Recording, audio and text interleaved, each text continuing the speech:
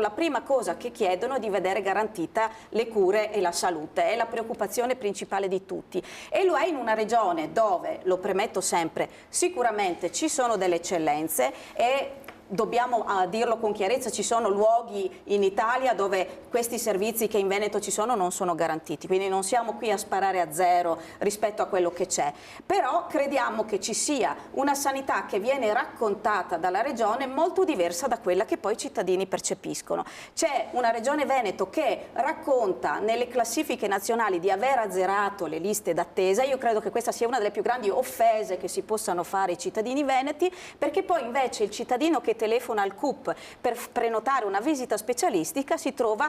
non so, o a dire che questa visita sarà tra molti mesi, oppure si dice guarda ora non c'è posto, richiama, e così magicamente le liste d'attesa non si compilano. Io credo che questa sia la priorità da risolvere nei prossimi anni di governo regionale. Serve un investimento corposo, chiaro e mirato per riorganizzare la sanità e garantire le cure entro tempi decenti e dignitosi. Nel 2024 in Veneto 380.000 persone hanno rinunciato alle cure. Questo è un dato che in una regione come la nostra non è assolutamente accettabile. Quindi se mi si chiede qual è la prima questione di questa campagna